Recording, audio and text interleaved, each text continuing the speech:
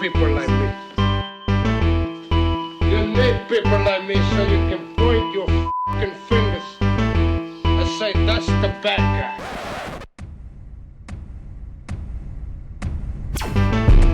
That's the bad guy. That's the bad guy.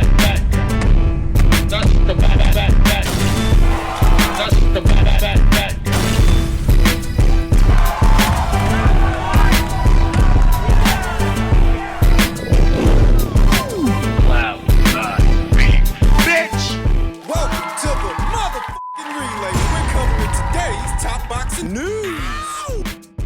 Okay, we'll start with this. Former WBA super middleweight champion turned light heavyweight contender Callum Smith says, I'm confident.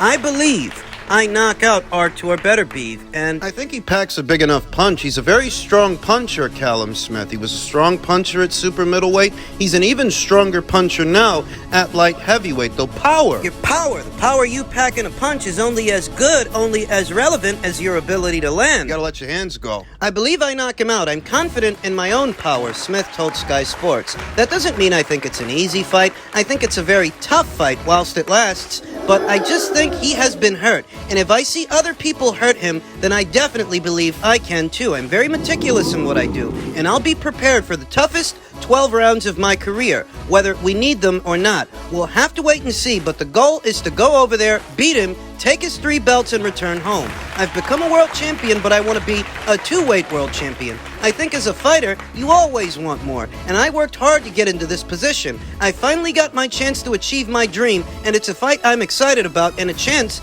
I plan on taking. I've always found it curious that Callum Smith doesn't seem to have the energy for Dimitri Bivol, who's on his same side of the street.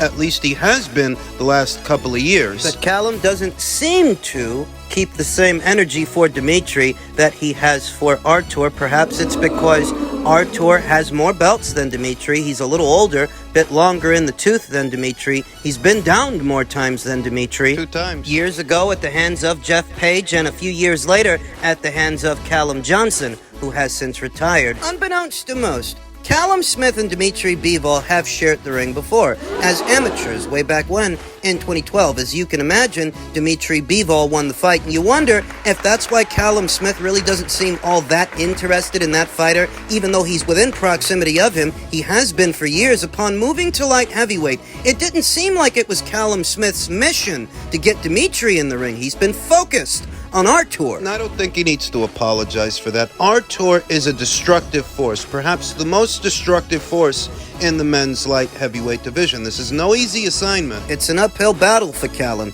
and the battle itself will be taking place in August in Artur Beterbiev's second home of Canada. Should somehow, some way, Callum pull this miracle off, Dimitri Bivol won't be far behind. He's going to come a-knocking because he's going to want those 3 alphabet titles. The current situation involving Dimitri Bivol, the Canelo rematch isn't happening. The 2 teams are not seeing eye to eye. According to Vadim Kornilov, Dimitri Bivol's manager, they have now reshifted their focus back to Artur. But as I've stated several times already, in previous videos, they have to be patient. They can't go making any commitments until the outcome of this fight, the fight between Callum and Artur, is decided. Because should Callum Smith pull this off, he's going to take those belts back to Matchroom. So you can't go jumping into bed with anybody just yet. I don't know what Dimitri's current situation with Matchroom is. I don't know if he's a free agent. I don't know that he isn't. So what if Callum wins? You could do an undisputed title fight between Callum and Dimitri in Liverpool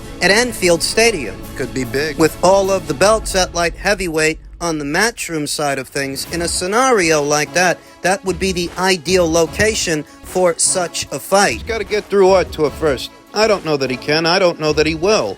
Callum has enough power to hurt Artur Beterbiev, but he's got to deliver it. Artur Beterbiev himself, he's got power of his own. Power in both hands. He's a 2-handed puncher. Yeah, but so's Callum. Whether it's a straight right hand or a catch and counter left hook, Callum can punch. Think he's going to want to punch with Artur, though? You think he's going to want to get into a shootout with that guy? All the respect he gave John Ryder, all the respect he gave Canelo Alvarez, naturally smaller fighters, smaller men, and smaller punchers than Artur Beterbiev, who might be getting long in the tooth. Maybe he is slowing down a bit, but his power isn't going anywhere. Power, as they say.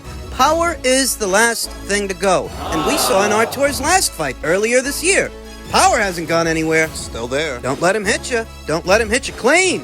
Men's heavyweight news. Former unified champion Anthony Joshua has had quite enough. Rebuffs talk of a Whyte rematch in the summer. Whyte lashes out in his own response. Very recently, Eddie Hearn attached Anthony Joshua's name to a Dillian Whyte fight towards summer's end, but Anthony Joshua has disputed those whispers of his next fight with the kind of venom uncharacteristic of the former heavyweight champion. Perhaps the time in Texas alongside Derek James, all of those fighters in that stable, has done him some good. In a now deleted Instagram story post, London's Joshua tried to shut down speculation that he could be headed towards a rematch with countryman Dillian Whyte later this summer. Recently, Eddie Hearn of Matchroom, Joshua's longtime promoter, told an outlet that he is presenting an offer to Whyte to fight Joshua August 12th at the O2 Arena in London. Joshua stopped Whyte in the 7th round of their initial meeting in 2015. AJ wants to fight in August, Hearn said. We've got offers being presented to him, Whyte, today. It's a big fight. Dillian's a big name in the division. He might be,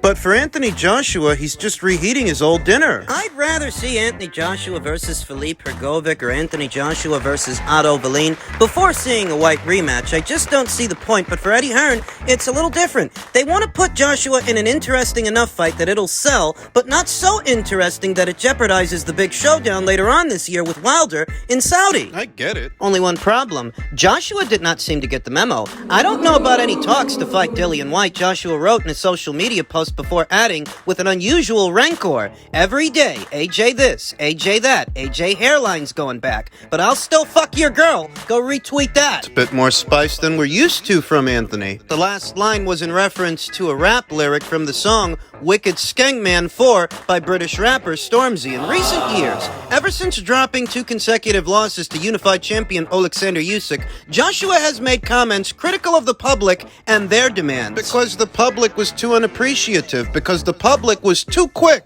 to turn against him. A portion of the public, I should say, and some of the pundits, obsessed with a fat bag of milk that gets off on wasting people's time and lying. You know what I'm talking about. Anthony Joshua is directly responsible for the influx of money and interest in the British boxing scene.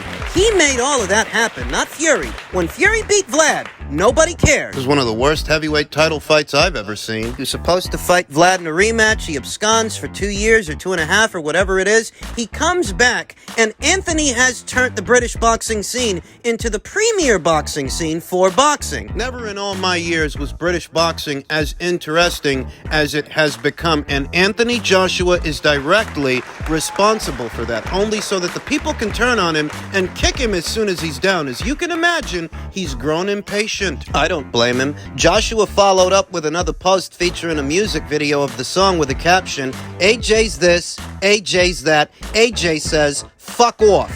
Whyte did not take too kindly to Joshua's dismissive post. On Twitter, the Jamaican-born heavyweight lashed out at his rival. How's about you stop being a bitch and let's make the fight, you fucking weird guy. Always talking shit, tweeting stuff, then deleting. Be a man, you little bitch. You'd never think Anthony knocked this guy out a couple of years ago based on how he's talking. You'd never think he left this guy slumped on the ropes. I admire that about Dillian. That he's focused on cracking on. He doesn't live in the past. He lives in the present. And he wants that Joshua rematch, though he wants to see it more than I do. I'd prefer seeing Dillian Whyte versus Filip Hrgovic. I'd prefer seeing Anthony Joshua versus Otto Wallin. For Dillian, fighting Filip comes with the opportunity to become the IBF's mandatory challenger. For Filip, and what's in it for him, is he gets to fight a big name in the UK. He's not doing anything right now. Give me Anthony Joshua versus Otto Wallin. If Anthony Joshua wants to communicate strength to the boxing community at large and all of his critics, knocking out the guy that gave Tyson Fury all hell. All those problems and that gruesome cut. Fury beat him, but he couldn't stop him. If Anthony did, that sends the right message. I think it does. Stopping a guy that the great Luke the Fluke Fury couldn't stop. Yeah, I think that communicates the right message. They criticized Anthony for how he looked against Jermaine Franklin, but Anthony was never in as much trouble with Jermaine as Tyson Fury was with Otto. Go in there and show him how it's done. That's what I'd prefer to see. Elsewhere in the men's heavyweight division, former unified champion Andy Ruiz responds to Tyson Fury's claims that he priced himself out of what was supposed to be their fight. In truth, Tyson Fury could be telling the truth, or it could be another smokescreen. Perhaps he wants a cheaper, less expensive opponent. Fury himself stated, "Just want to say to everybody that I want to knock all these motherfuckers out. I've not fought since December through no fault of my own. I've tried to fight Usyk and he's not wanting anything. I've tried to fight AJ, he don't want no smoke. Andy Ruiz has asked for 20 million, silly little bastard. I don't know where he's getting that from." Like I said, neither would surprise me. I don't imagine that Andy Ruiz wants to fight in a Tyson Fury fight, that kind of fight, on the cheap. He might be thinking to himself that he can make the kind of money he made with Anthony Joshua with Tyson Fury, not realizing Fury doesn't command the same size audience. He's not as big a draw. He's not. On the premise that Andy actually did ask for 20 million, Tyson Fury can't give you that and get 20 to 25 for himself and not risk. The show could end up losing money. Too much money in guaranteed purses. Too much money. That's on the premise that Andy actually asked for that. Andy Ruiz himself took to Instagram to respond, although he didn't outright confirm the amount. What he did say was that the champion couldn't be greedy. But you can? What happened with Fury? I don't know. He's saying that I wanted too much money. $20 million.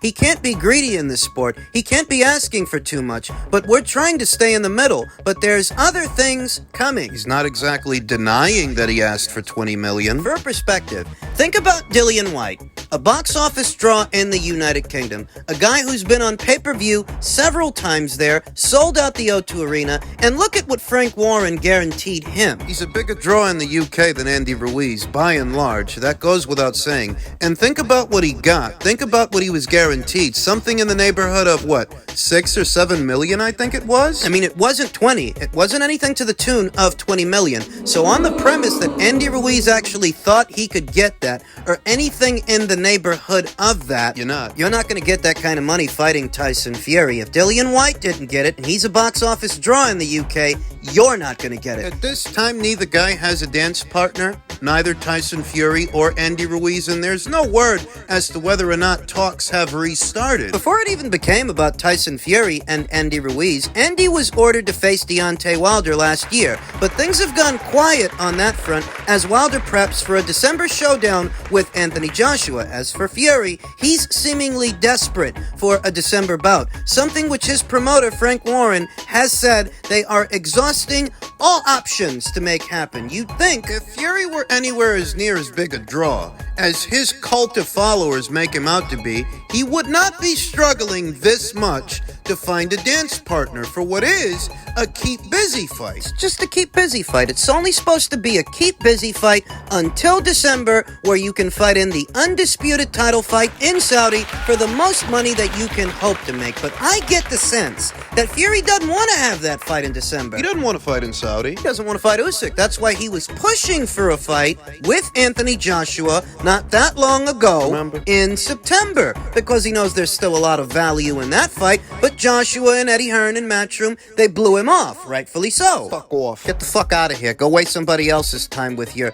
social media call-outs. Attempting to cultivate sympathy as a means to apply public pressure on Anthony to accept a lower split for lesser money than he stands to make with Wilder in Saudi. Fiscally, it makes absolutely no sense. Don't fucking forget who's on the Forbes list and who isn't. Anthony's on the Forbes list. Fury isn't. So that this fat bag of milk can offer this guy something like, what, 30, 40%? Some people might think that at this point, Fury beats him, and some might think that Wilder does too. The difference is he makes a lot more money in the Wilder fight than he would in the Fury fight. It's a common sense argument. Tyson Fury seldom ever makes sense. Tyson Fury, who was called out by none other than unbeaten American heel Big Gravy. It's Big Baby. Big Baby Miller, who's amassed a string of wins since having ended his time away from the sport. His punishment, his penalty for testing positive ahead of what was supposed to be his top-ranked debut. He has an interest in fighting Tyson Fury, and Tyson... It's not like he's got a whole lot of options. a whole lot of options for a marketable fight, marketable enough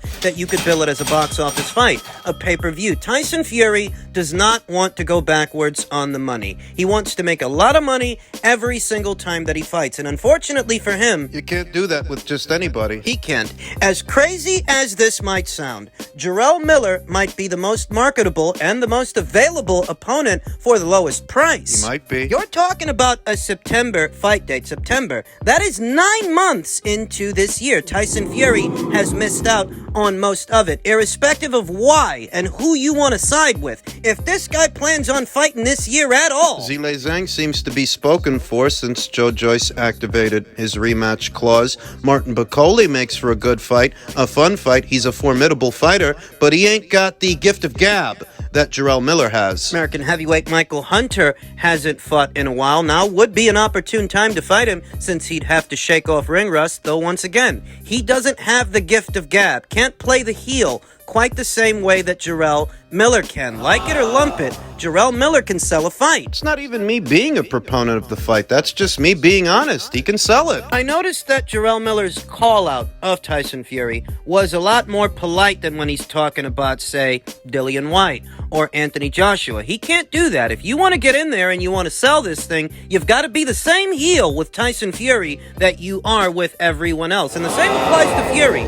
Don't let a potential build-up between you two guys turn into an Anthony Joshua. Don't nauseate everyone bringing up Anthony Joshua shamelessly, because you're not fighting him. In this scenario, you'd be fighting each other. You have to trash talk each other, not bring him up shamelessly to try to sell your fight. The public is onto you. This is a marketable fight for Tyson Fury and a safe choice under the hot lights. And Jarrell Miller, you've got a guy with many of the same limitations as an Andy Ruiz. With more personality. A morbidly obese heavyweight with slow feet and bigger breasts than your grandmother. No snapping his punches. Jarrell Miller, to some other heavyweights, may be a physically imposing heavyweight because of their limitations versus his size. But Tyson Fury, he's got the height, the length, the mobility, and the snap in his punches to work around this very slow plotter. He is a pressure fighter, But he'd spend the majority of that fight trying to get close to Tyson Fury. I mean, for the same reasons you'd say that Andy Ruiz... that Tyson Fury is all wrong for Andy Ruiz. He's also all wrong for Jarrell Miller, who is still an unbeaten fighter. And I don't think Jarrell Miller's run-ins with Vada would be an issue per se as far as selling the fight. It only makes him a bigger heel, a bigger villain. How many fighters out there today have already had a run-in with Vada? Tyson Fury had a run-in with UCAD. How many fighters today that are still fighting today have had banned substance issues? That's not virtue signal here. It's not really an obstacle. And Jarrell Miller, because he's never really scored a big price, a big payday, he may not run you as much money as, say, Andy Ruiz Jr. would have, and all of his expectations for what he should make for such a fight. Jarrell Miller, he might be a little bit more flexible. Negotiations, I mean, not in real life. He's built like a bag of laundry. May not cost as much money. Jarrell Miller needs an opportunity just as much as Tyson Fury needs a dance partner, needs an opponent, and the clock is ticking. I wouldn't be heartbroken if Tyson Fury didn't fight at all this year. But if he still wants to, Jarrell Miller represents an opportunity.